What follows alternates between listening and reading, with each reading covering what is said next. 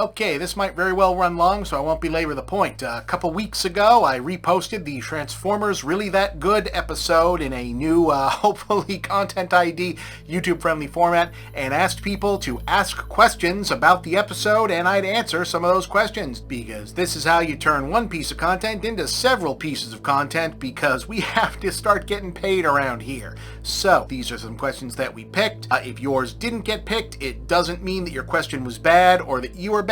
It just means your question did not get selected. Hope you like these answers. Hope you like the questions. Hope you like this piece. To get it out of the way up front, there were a few questions that did get asked a lot or have been asked a lot over the years, and in lieu of not paying favorites, I just want to answer them in general up front. One thing that people have asked many times, will there be more episodes of Really That Good? I don't really know.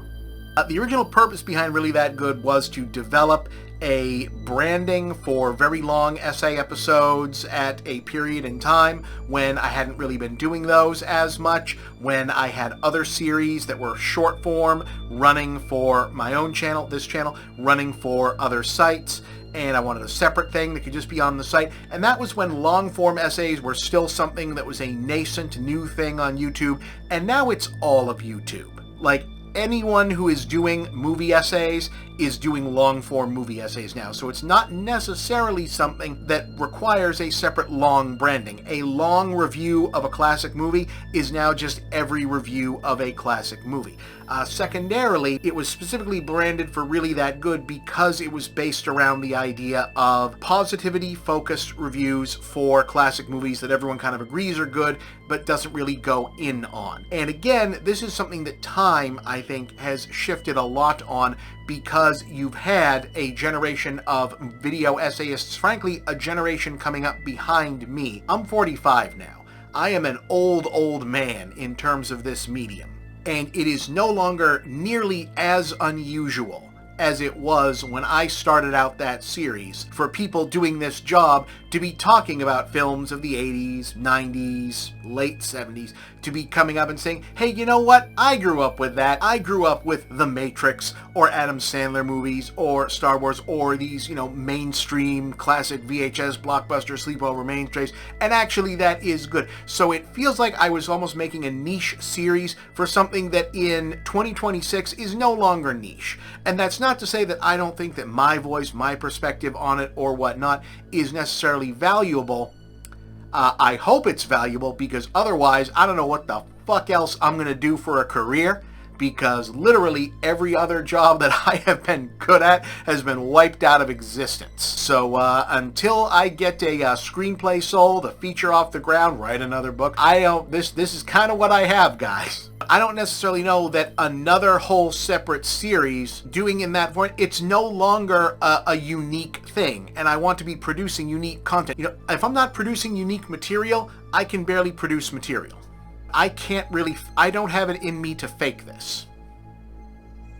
And that's the God's honest truth. If I could churn out bullshit just for the clicks, I would be doing much better. You would probably be seeing this in the set from the apartment that I had before I lost it during the pandemic. So, yeah. This is also why I like Gems, another series, which was short essays about quasi-obscure movies. Different thing, also, that is a lot of the shorts algorithm now is, hey, remember this thing? It's a movie. Maybe you've heard of it. When I started out there was not that many series covering that same ground. Now there are thousands of them. And I'm trying to hit up my own niche of that. That's basically what This Movie Exists is, which is a series we are still refining. Again, if you all really like people who miss Really That Good, the most recent, no longer most recent, but the most recent long episode, and when I say long, I mean essay style, history, popular culture, cover the whole sweep of it style episode of This Movie Exists, which is not every episode of that series, was the one about the franchise and actor of Hopalong Cassidy. That episode, I genuinely believe, is, and this is gonna sound like me tooting my own horn, fine, fuck it, in this case don't care, I think is the best thing that I have produced in years for this channel. It's what I'm most proud of producing in years for this channel. And And also, it is one of the lower view count things relative to how long it took, how much work, manpower, etc. that it costs to go into it on this channel. So for another reason of why is there not more stuff like Really That Good, that not being a sustainable business model is partly why. You want to see more stuff like that, get that video up around onto the front page and we can talk about that. But for real, This Movie Exists as a series is very much the successor to both Really That Good, Gems, and a few other experiments that have been on the channel over the years as an essay format show that can have different lengths, different sizes, and just inform, hey, here's a movie. Let's go over it. Let's talk about it. Here it is. And sits right in the comfortable medium of this is what I would like to be producing when not talking about general pop culture video games or reviewing new movies. So, Really That Good, the format of that, probably not. Because I feel like it has evolved into its more present, ready for the mid-2020s and beyond form in This Movie Exists. Relative to that, similar question that people always ask, if you ever did do Really That Good again, will you ever do the Lord of the Rings for Really That Good? Probably not.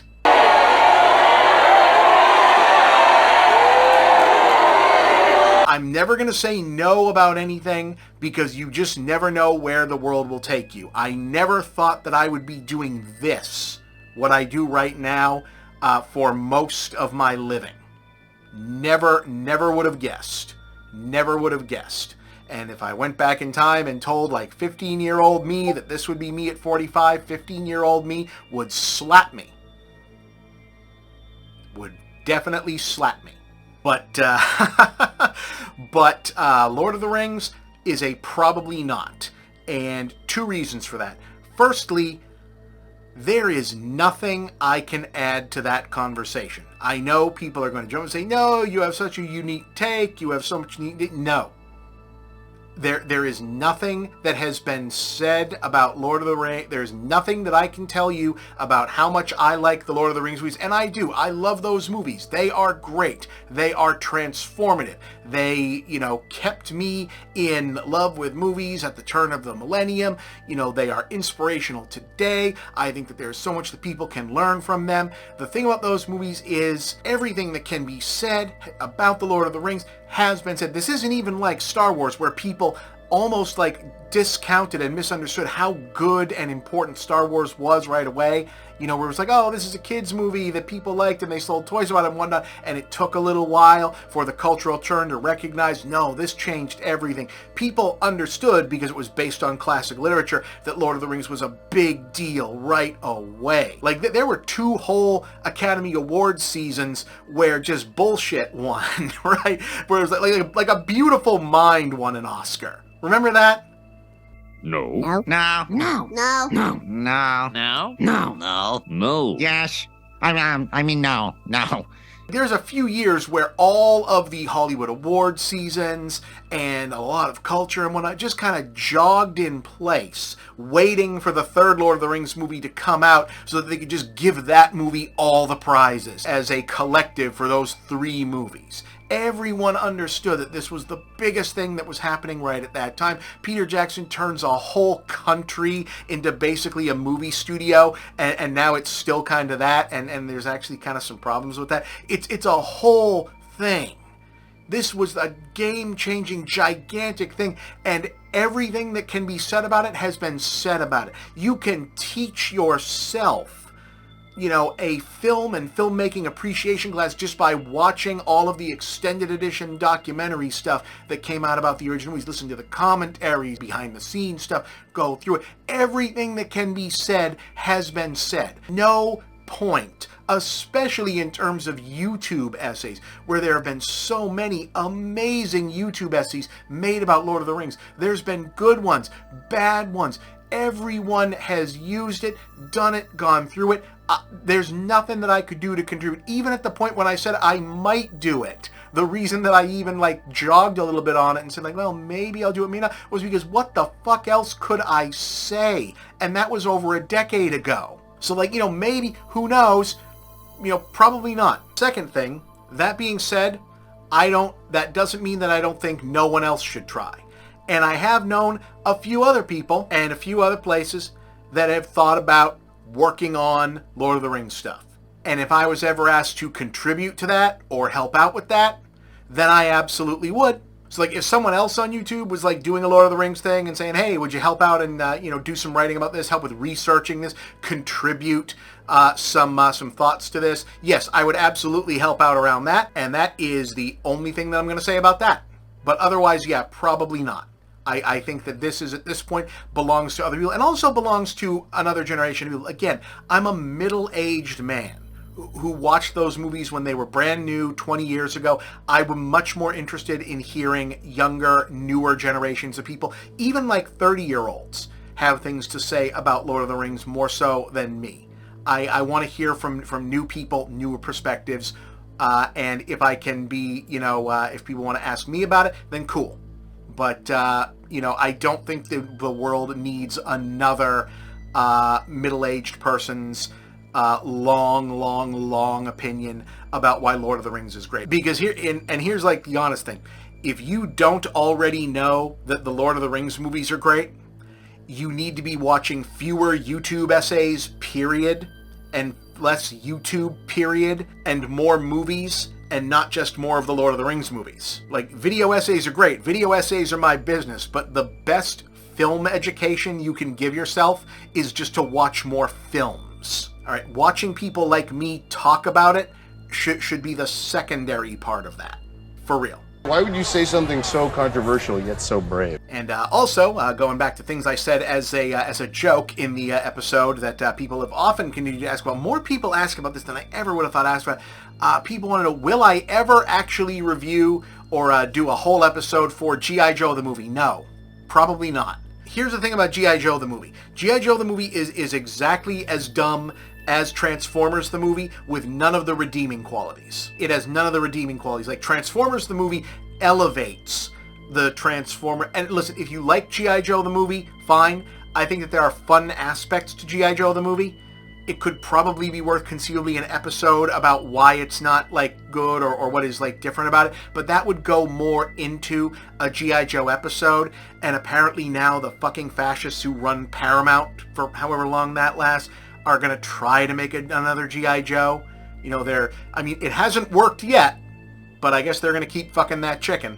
But, like, the Transformers movie elevated its material into something great, whether by accident or not. The G.I. Joe movie is about as, kind of takes everything that is already questionable in the series. And the first run of the series from Sumo was pretty good.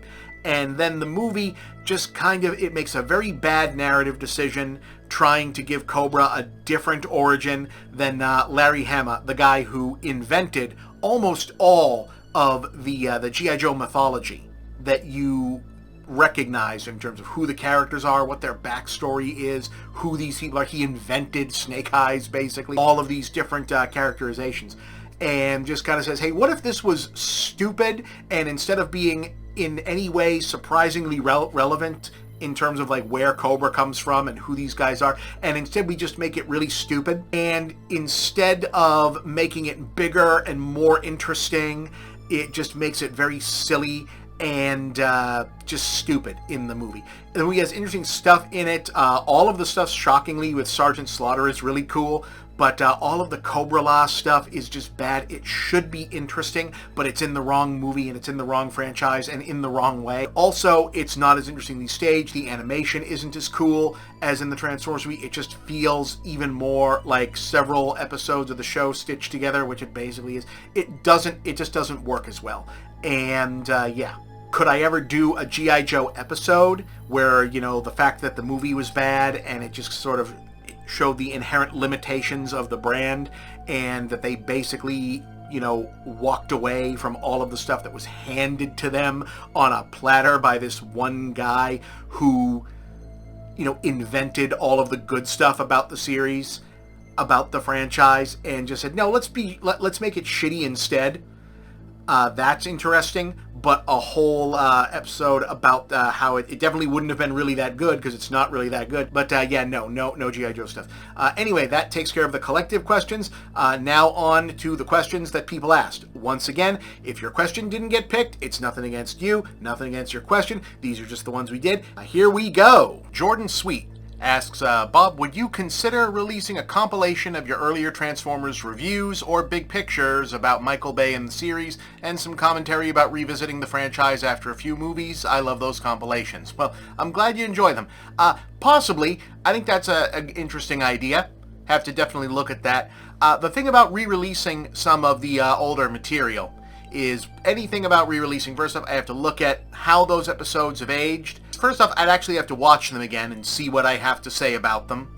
I don't generally constantly re-watch a lot of my older work, just for, cringe factor and also just for timing. Also, and this is a thing about the YouTube algorithm, re-uploads in general, there's a lot of material that is in older uploads that's sitting there running perfectly fine right now, that if I re-rendered and re-uploaded right now, the entire episode would get a Content ID claim or a copyright claim and would have to be re-edited and re-put together.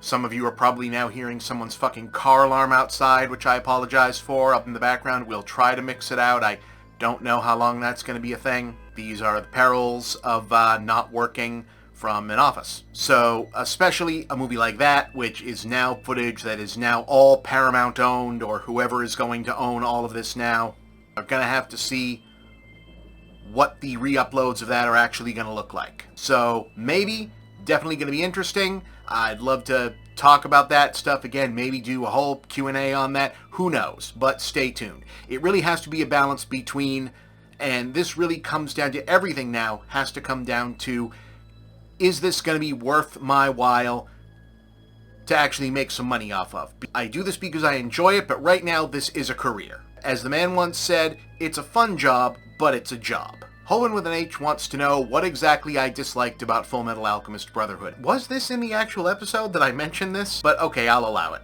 because this is something people ask me constantly. This is an anime thing.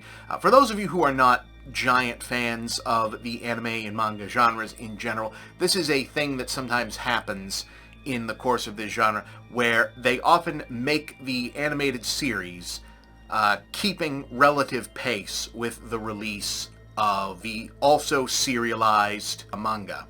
It's the print edition of the story. And sometimes, if they go out of sync, which I think happens now less than it used to, the series will diverge in certain ways. And there are fans who get very, very upset about this. And this happened with the series Fullmetal Alchemist. This is a completely different subjective thing. I just happen to think that the first anime was better. It's not about dislike. I think Brotherhood was a good series. I just happen to find, me personally, maybe it's a tone thing. Maybe it's just that I thought that the animation style was more fun in the first one. I liked the first series better. I had more of a good time with that. They were both good. The story is good. It might simply be that the first one that I watched was the first anime, and that was the one that I just enjoyed more. But yes, I have read some of the manga. I will put a preface on every anime and manga thing. I have not finished almost any manga ever, because there are 800, 900 volumes of fucking everything, even very mid stuff, and I don't have the fucking time. I barely have time to do stuff that I enjoy, let alone stuff that I'm only doing for work or completion's sake. Alright, so that. I understand it's not necessarily my vibe. It adhered closer to the manga and the original vision. Don't give a fuck. Don't care. If you do care about that, cool. I really didn't. It wasn't, that didn't have, how close it was to a different thing did not affect my conception of what the original was, so I just thought the original was cool, and then they did another version of it, and as far as I was concerned, it felt like a less good version. That's all. Sorry. I know that's the minority opinion on that, and sorry. You are all free to dislike me about this opinion, fine. If you want to completely write me off about it, I watched both of them dubbed. There. You are free to completely write me off about any of that. If all of you want a reason to not ask me about anime again, I know that the fact that I often watch dubbed before subbed will just make sure that everyone stops asking me about stuff. Not that I want you to stop asking me about stuff, but I know admitting to that will immediately mean that people just dismiss my opinion outright. And if that will lead to less, very judgmental questions about it, then okay. McColtrane wants to know, how much, if at all, have you kept up with modern Transformers toy lines? I know they're a whole lot more expensive than they used to be these days, but the level of refinement they've been able to achieve over the past couple years has been pretty astounding. Not very much is the answer, and it's because they're a whole lot more expensive than they used to be, and I don't have anywhere to put toys. Yeah. That's just the beginning and end of it. I have never been a completionist toy or anything collector person outside of like video games, and now that I no longer have I barely have money to sustain, to be perfectly frank about it, to be completely upfront and honest about it. At any given point, y'all are very close to seeing this show being broadcast from my car. So, no, I am not buying brand new toys, brand new stuff. I don't complain about stuff like this because there are so many people in so much worse shape than I am everywhere in the whole world. Jesus Christ, there's people running from actual bombs and things. So I don't try to complain about my life situation that much at all. But things are not great. Things are not great. Those Patreon and Ko-fi links and the YouTube subscriptions and everything are down there for a reason. When I say I need the money, I need the fucking money. But yeah, so how have I kept up with Transformers toys? Not at all. I see them come out, I look at them, they're interesting, they look pretty cool. I am excited for especially the kids and also the adult collectors who get to enjoy them. I am barely aware of what is going on with modern Transformers toys. It looks cool. Yeah, every once in a while I see things just wow, they made a full-size Predaking and something. Awesome. But I do not even get to pay that much attention to any of that. Just because of it. And because the toy collector scene is just not something that I've ever really been able to fully engage with, because I am not a stuff in glass displays guy. It was not even my scene when I was, even as a kid. I bought toys to have them, to have the guys that I like and play with them, less so than to display them. For a while, if you remember the older versions of the show, when I had an apartment to myself and had a whole studio to shoot in, and I had some stuff up for display for affect. I had some stuff, but those were things that I had acquired over years and years and years to build up and display out. And that stuff is, most of that's in a storage locker right now. But yeah, that's kind of where I am on Transformers toy lines. I follow news and stuff about various things, and I am so glad that people for whom that is a big part of their life have it. But it's not something that I am able to participate in. And but good for people who are. Sincerely, good for people who are. Cheesesteaks for Life wants to know, what's my favorite incarnation of Transformers? Which one do you think is the best? Not in terms of nostalgia, but in actual quality. I'm going to be very boring here. Beast Wars was the best Transformers show, and Beast Wars is still the best Transformers show. I don't know that they've come up with a better answer for that. I don't know that I have a better answer for that. Beast Wars was the best Transformers show. I know that there have been ones that have tried to have, better, more cinematic writing to mixed results. There are others that have tried to be more toyetic and more wacky with mixed results. I think Beast Wars kind of hit the exact dead-eye right point in between. We're going to be a toy show about things that puzzle into other things, that is still an action figure show for little kids, which is exactly the right median point where this should always remember that it exists, while also being a well-written version of that. Beast Wars is the best one. Beast Wars was the best one almost immediately when it landed. Beast Wars has continued to be the best one. My personal choice, what if I had a Transformers cartoon to just put on and watch, will always be G1 because it hits me right in the lizard nostalgia part of my brain, and I feel like I'm 5 again, and I'm like, oh boy, it's the guys I remember, but like, which one is actually the best? It's Beast Wars, and it will always be Beast Wars, probably forever. Boring answer, but it's the right answer. Hail Lord Megatron asks me, not sure if you've done this already, but given the 40th anniversary of Transformers the movie, would you ever consider a big picture on Transformers through its different incarnations? Or even just checking out some of the series that came out in the wake of the Bay movies, like Animated or Prime? This could be a more general answer as well for just anything about have you ever considered, would you ever consider for this? The thing about the big picture, why there are not necessarily weekly episodes for the show right now, the way that it used to be, the original version of the big picture was a weekly show that was 5 minutes long, 5 to 10 minutes long usually, that came out weekly on a website on a weekly schedule. And the reason it was like that was because I had a guaranteed paycheck to deliver a show in that length to come out every once a week on a website. And so at that point, I would consider doing a show on any topic, anytime, and could do month-long retrospective Transformers, was often on a consideration. Like, yes, I would love to do at some point a month on we're going to do Transformers month, and just run down, here's the history of the whole thing, was absolutely on the list. Let's just go through, this was G1, and then in the US, this turned into Beast Wars, and in Japan, this turned into Headmasters, and did you know that there's a whole Japanese anime version of Beast Wars that goes off and does its own whole thing? Yeah, like, I would love to do that. Maybe at some point I would do that. The reason that doesn't happen on this show anymore, along with me being a tired old man who doesn't necessarily have the energy to always be putting out a brand new episode like that, is the YouTube algorithm now demands these episodes to earn any kind of money, be, these longish essay length things, and also since a lot of the Transformers franchise is now Japanese media, which constantly gets Content ID claimed, so you're not going to make any money doing it on YouTube, is that the only check I'm picking up on this, and I hate that so many of these answers of why don't you do this, why don't you that, comes down to because I'm trying to get paid, but that is really the case. This is a career, this is a job, these episodes have to come out and make money. I'm never going to put out an episode about something that I don't care about or don't want to do. You're not going to see me on here hawking supplements, again, unless I'm suddenly doing the show out the car, and then God only knows, at a certain point, I have to be thinking of, is this episode going to pay food, rent, gas, medicine?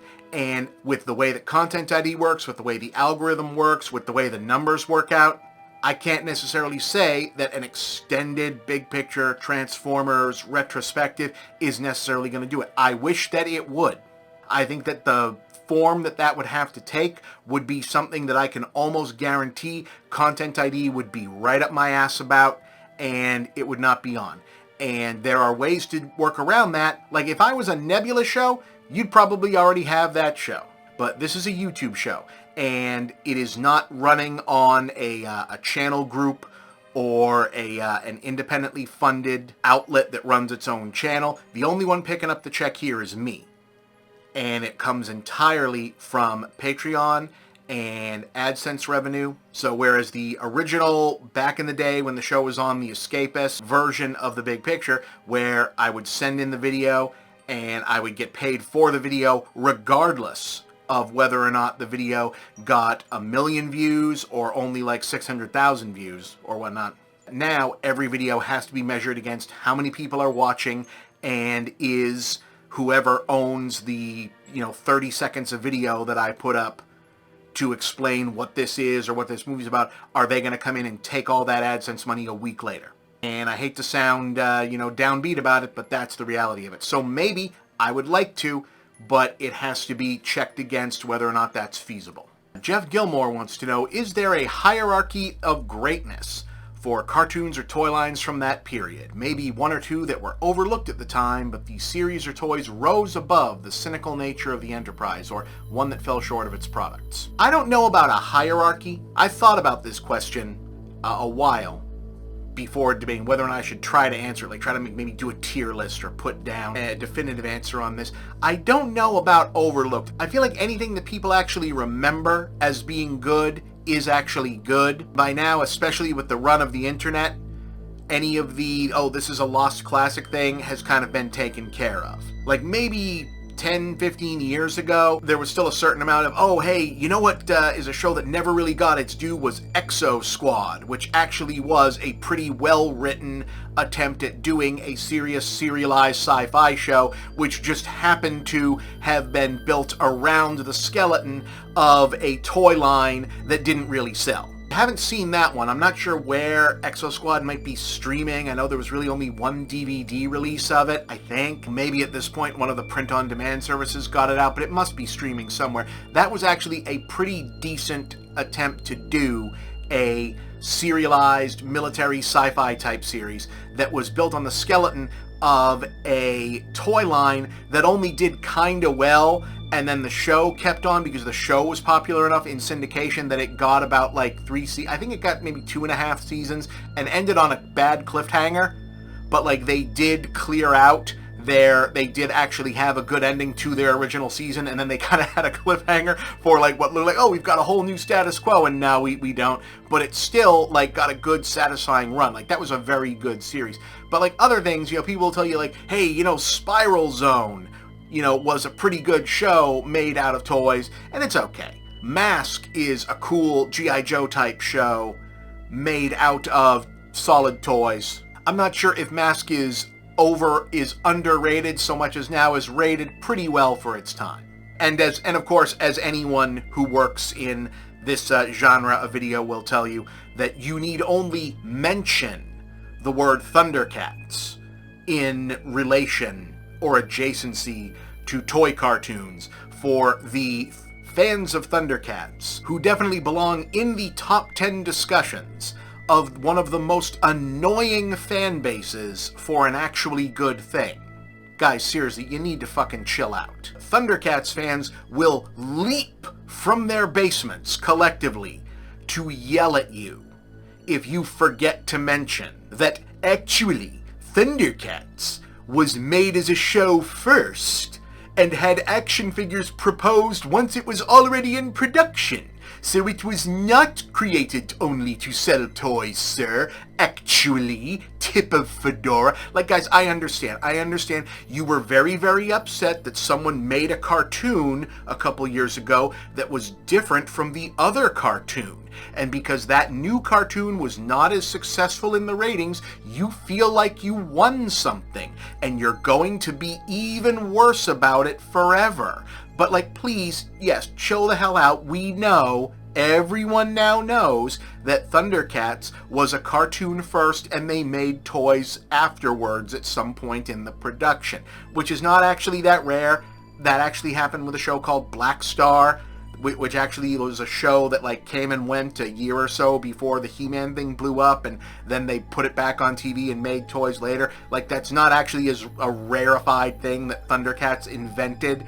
And yes, we know that a couple people from Studio Ghibli, like, worked on Thundercats and then went on to do good things, so please chill out. But yeah, that's probably also belongs in the hierarchy discussion as well, sure. But yeah, take from that answer, go watch some Exo Squad if you haven't already done it. It's pretty cool. John Carroll asks, do you think Transformers the movie helped to create the audience for grimdark stories like Game of Thrones or Warhammer 4000, where heroes dying is a big part of the appeal? No, I don't. That definitely existed as a trope before Optimus Prime died and before that movie came out.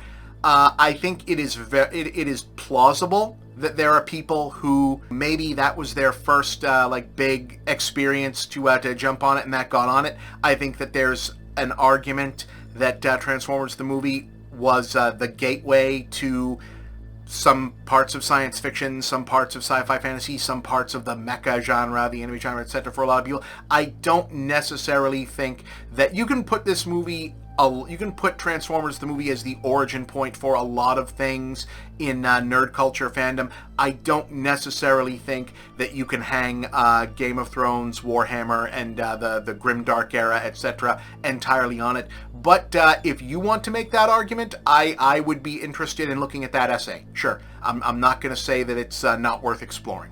Mad Max Skills wants to know, Transformers has had a lot of films in the last 20 years. If given one fix to make Transformers, the brand, those movies, any of the Transformers films, what would it be?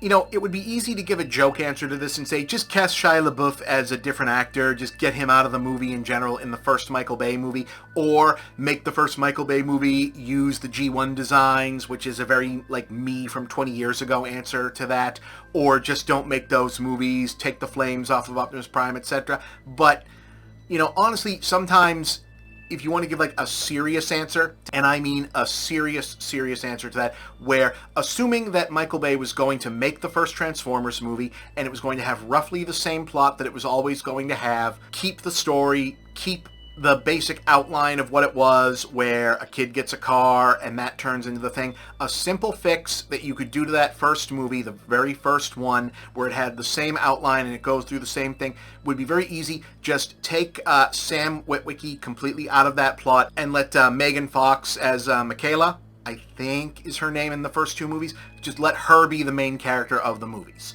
Which I recognize is basically just making Bumblebee. Like, that's basically what they did when they made Bumblebee. They just said, okay, let's do the first movie, but a little bit smaller and more character-driven of a movie, and it's a girl who likes cars, who gets the first car, and it was much better. But if we're going to let Michael Bay be Michael Bay, and let that movie be that movie, if people didn't see it, Michael Bay did a movie a few years ago called Ambulance, which is every bit the Michael Bay movie that he has been making constantly, forever, consistently. It's LA set, it's absurdly action-driven, it's over-the-top, vehicular, machine guns, has a lot of drone photography.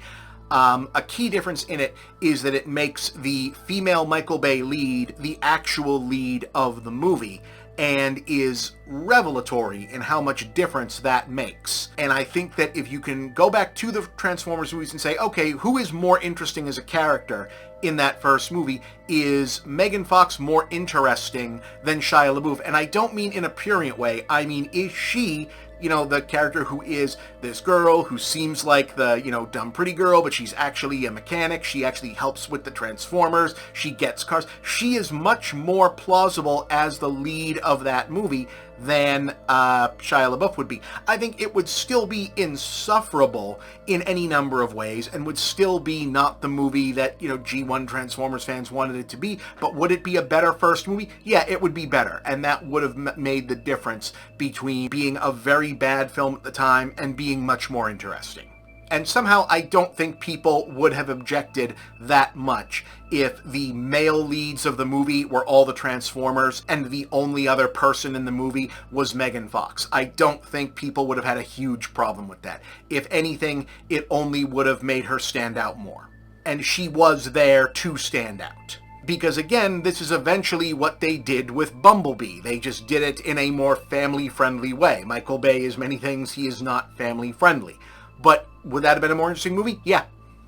Worms T17 wants to know, how long did it take to write about the Fearless Girl opening, and were you at all concerned about getting that part right for the segue to Transformers? Honestly, I don't remember at this point how long that took. This will sound like bragging. I promise it's not. It did not take very long at all, and it was actually like the last thing that I probably wrote for that, because the episode itself was written over a couple weeks, probably a couple months of deciding to do the episode, writing out the episode, outlining, refining, etc., and then getting to the actual opening. I'm not sure what the actual opening originally was, other than a lot of, here's, you know, Transformers, I'm not kidding, I'm really doing this. And around the same time that I was writing it, basically a confluence of the Fearless Girl statue situation happened, the politics of the time happened, and also the nature of YouTube video essays changed. And the slightly longer drawn out, I know that this, if this sounds disappointingly cynical, Sorry. Ew, is that what I sound like with book stuff? Afraid so, Bri. Oh, God. It became basically the popular format to have an opening that had a where is this going kind of feel to it, and I landed on that, and it was just kind of a light bulb of, you know, maybe this fits. Let's give this a shot. And I wrote it in, and the whole time of getting it through the render, making it through the piece, the thought was, if this ends up feeling too pretentious, too stupid, too dull, too just not this, I can cut it out and just do a strictly Transformers style opening, and it won't affect it too much. Once it cut together, I said, you know what? It feels right, and even if it feels wrong, like if it feels kind of a, what the hell is he thinking? This is pretentious. This is really reaching. This is come on. At least it'll get people talking, and that'll be more eyes on the episode. I know writers who use subtext, and they're all cowards. And that was the honest thought process behind it. Which is not to say that I didn't mean every word that I said, but leaving it in, as opposed to having second thoughts about it, was very much driven by, this is eyeballs on an episode, which at that point, because the pop culture conversation at that point in time was very much not talking about Transformers the movie as a big deal movie. I think it was still sort of sitting in the, well, this is kind of a dumb relic. It's popular again because all 80s things are having a moment, but I think like the culture had only just started to get ready to turn around on the Transformers franchise because the Michael Bay movies were on their way out and Bumblebee was just starting to come in. So I just wanted to do something that was, you know, different and interesting, and I thought, okay, talk about this very relevant thing, this thing that people had very strong opinions about, and then connect it to something that was seen as the definition of frivolousness, which is Transformers the movie and my generation being way too into it. And that is how it came together. So something like that actually came together pretty quickly. I wish that I had written down how long it took me to do it, but honestly, not too long, because once I had it in, I said, okay, you know what, that this feels right. And it's possible that maybe it still isn't the best idea. I've had people still today tell me, you know, that was a bit of a reach, but at least they remember it. Allison Candeloro wants to know, do I actually dislike Hot Rod? No. No, I don't. I don't have strong feelings about Hot Rod one way or the other as a member of the Autobots. I really don't. That is strictly a joke about, you know, in the actual episode, the repeating Hot Rod sucks thing is strictly a joke about, you know, my generation, you know, still blaming him for the death of a fictional other robot. Hot Rod's fine. No disrespect to Hot Rod or Hot Rod fans. That's strictly just making a funny. Hot Rod's fine. Justice for Hot Rod. The same questioner as previous also asks, in his video, Harris Bomber Guy puts forth the idea that Optimus Prime wasn't an icon until the thunderbolt of his death instantly made him one with the help of pre-existing feelings from the fans. I know better than to disagree with Harris. I am a Patreon backer, I am a viewer, I am a fan. And this isn't the first time that I have been asked about whether I like his videos, whether I dislike his videos, whether I agree or disagree. People know that, like, people know that people who make videos on YouTubers, if there's a cut there, it's because I almost called myself a YouTuber, and now I'm mad at myself. People know that people who work, that people who make YouTube videos, that we don't all, like, work in a big building somewhere together, and we don't all know each other. But I think that he is an icon for a reason. I think that he has done tremendous and valuable work exposing plagiarism, exposing fraud, exposing genuinely bad, evil actors within the medium, within business in general. I am massively supportive of what he does. I think his Transformers video is excellent. Someone asked elsewhere in this list of questions, why not do a Transformers retrospective? After his, there is not a lot of reason to cover a lot of ground that I might have covered. He really did one of the bang-up jobs on deeper existential stuff with this franchise. And depending on when this comes out, if the episode has actually come out by then, as someone who is currently using Adobe software from a couple years ago so that I don't have to deal with their AI horse shit to make most of this episode that you're watching right now, I can't wait for his Adobe video. Because I saw some of the previews and it looks like a banger. And I say that as preface to, I agree in part. I think that the character and the brand would always be iconic just because Hasbro did a great job, repurposing and selling the Transformers brand with the series. I think that Peter Cullen, just god-tier casting right from the jump in G1, made the character iconic enough that the partial accident of the killing of Optimus Prime being much more of a big deal than it was ever planned to be really drove it home. So I think that he would still be an iconic character. Without that, it would probably be different. So I think he's partly right, but I still think that there would be, the scope and scale of the brand would still be enduring because you had the combination of a well-made, well-received series of shows that they had made out of Transformers up to that point, and also that the toys were just good. The fact is, the Transformers brand would probably have always kept going just because the toys are good and kids like the toys. So this never stopped being popular just on its own, and it likely would have just kept going. Whether or not the narrative would have continued to be iconic is another story, but that depends on the continued quality of the production and the writing. So I think that would he still be an icon? Yes, it would be a completely different type of iconography, but that's also an unknowable. So I will say it would be different, but I'm definitely not going to disagree with analysis, especially from this source, because he is probably correct. Darko Freak 23 wants to know if I have a favorite aspect of Transformers the movie. The music, the voice acting, concept of the new generation having to take over, the losing practically everyone, what they would see through the entropy of war. Honestly, I'm a big fan of the soundtrack. Even not necessarily like the Stan Bush track. Stan Bush, great stuff. The overall soundtrack is exactly my genre of cheesy 80s metal. Love the soundtrack. Think it's great. Vince DiCola music, Stan Bush's music, the other artists on the soundtrack.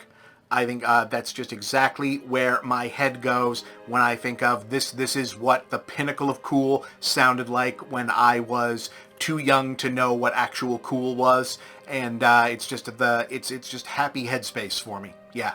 Zap Branninglin wants to know, how would I say the film handles its legacy sequel status, taking place one generation after the most current season of the show, killing off exclusively older characters to raise the stakes. This is well-worn material to us now, but I struggle to think of a film that did the same thing before 1986. I would recommend, and given the sense of asking this question, I have a feeling you may have, people who want to talk about legacy sequels should watch Patrick Willem's excellent videos about legacy sequels. I think maybe the best discussion, at least in this medium, about that very thing. I am not entirely sure that I would classify Transformers the movie as being a legacy sequel in and of itself to the series. It's much more of a natural continuation of the series. Having a big jump like it does in the timeline is something that can just sort of happen in that. Today, we would definitely call it a legacy sequel. It's really just more a continuation of where things were. Is Star Trek The Next Generation really a legacy sequel to Star Trek the original series? I feel like the Star Trek movies are the legacy sequel to Star Trek the original series, and then The Next Generation is an entirely new show in the same universe, franchise, intellectual property. Terminology is terminology. All words are made up, etc. If we were to class it as a legacy sequel, I would say it probably follows through on what a legacy sequel is supposed to do pretty well. To the degree that you can classify Transformers the movie as a good film, which is debatable within levels of irony, it tells the story pretty well. It has a satisfying, if also traumatic, ending for original characters. The new characters go through proper arcs. There is an actual story to tell. If I go any further with that, I'm just kind of repeating the themes of the video. But if we want to call this a legacy sequel, yeah, I would say it can count. You can call it a legacy sequel to the first two seasons of Transformers the series. And I can see that. I can see that. I think that makes sense. I'm not sure that it's an argument that I would be making for it, but it is a level of discussion for that. Elsie Elric asks, I'm curious if you have thoughts on Robert Kirkman's Energon universe, the series of comics attempting to tie G.I. Joe, Transformers, and Kirkman's new creation Void Rivals together. It's clearly pulling a lot from G1 Transformers and even some of the movie. Don't have a lot of disposable income right now, have not read nearly enough of it to form what I would call a definitive opinion. What I've seen, I like. I think it's really cool. If in fact, apparently he has booked a deal to turn some of this into adaptations that I think for one of the other streamers. If so, if Hasbro is going to go all in on this and let him cook, I think it's a good idea. What I've seen, I enjoy. Take that as my thoughts because I do not have enough access to really give more complete thoughts. But what I've seen, I think is pretty cool. 1-2 Free for All asks, which Teenage Mutant Ninja Turtles clone is the least bad? That's an interesting question. Because there's like serious and unserious answers to this, because what defines a Ninja Turtles clone? There were immediately tons of Ninja Turtles clones that just did the exact premise, like, your Street Sharks, Biker Mice from Mars, Extreme Dinosaurs, Cowboys of Moo Mesa, all of those were all just, okay, Ninja Turtles, but different things. 4 guys who were some kind of animal. Toxic Avengers, well, he counts as a Ninja Turtles clone as well. Heavy on the comedy, episodic cartoon, toy line, etc. But there were also shows that were very clear. There were shows and brands that were also very clearly, you'd have to say to them, and they were very much on the producer side and on the business side, Ninja Turtle clones. Like, the reason that they took certain shapes that they did, you would call them, the only reason that this exists is Ninja Turtles, but they're not necessarily Ninja Turtles. Like, they rise above that. So, like, for example, my immediate thought to this, to give a real answer to this, like, what is the best of the Ninja Turtles clones? My answer would have to be, and I know people immediately get mad at me, would be Gargoyles. Gargoyles is the best show trying to be Ninja Turtles, because especially the first season of it definitely is. And people will go, no, Gargoyles is nothing like Ninja Turtles. Really, it's set in New York. They have one female human ally. They have a lair. There's a set number of them. They are all a single type of non-human thing. They have a status quo. They have a mission. They have a villain. And they have a theming nickname. Other than Goliath and Demona, they're all named after stuff in New York. Lexington, Hudson, Brooklyn, etc., right? So, like, very clearly, there is a sense of at least attempting to get the shape of a Ninja Turtles-alike thing.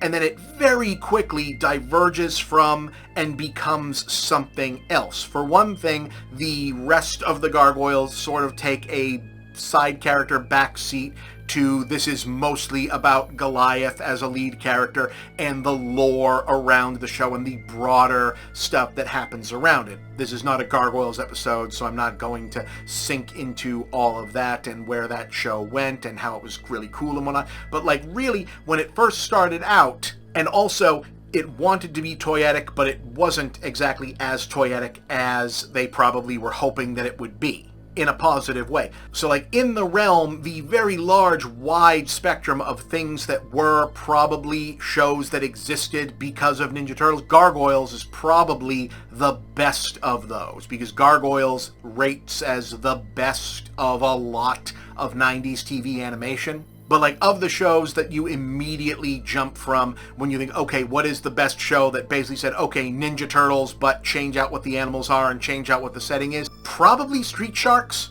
Probably Street Sharks is the least bad. It has the most sense of a real identity. Like, it's not trying to apologize for being any of itself. It's even less so than Ninja Turtles, which pulls a few of its own punches because it was the first, and we're like, okay, well, we can't really use the weapons as much. There's not as much fighting at first.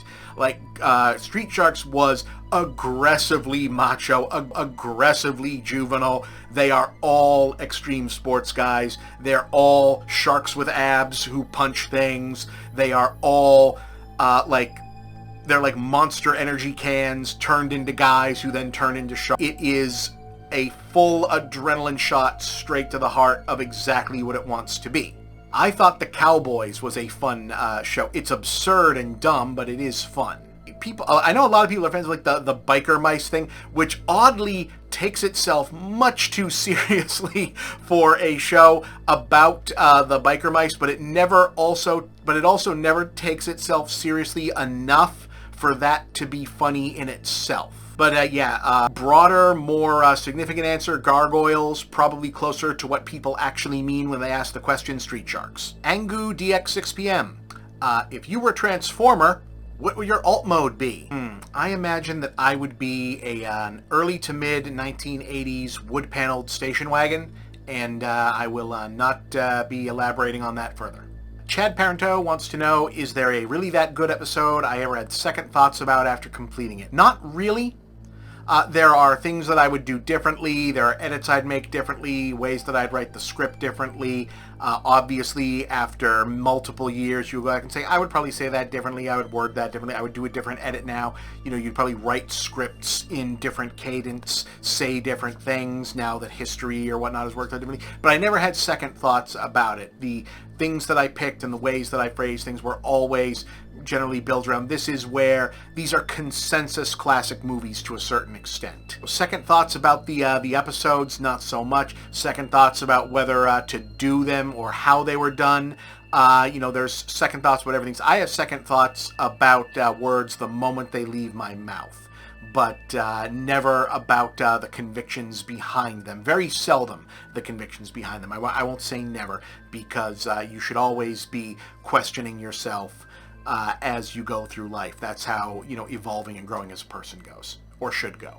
Ice Feathers asks, for the love of all that is, would you please say it stinks about something, anything, please? I doubt I have to explain why, but taking seconds out of your day to slip into a script would mean a great deal of release to a fellow Gen Xer. Thank you. Sure.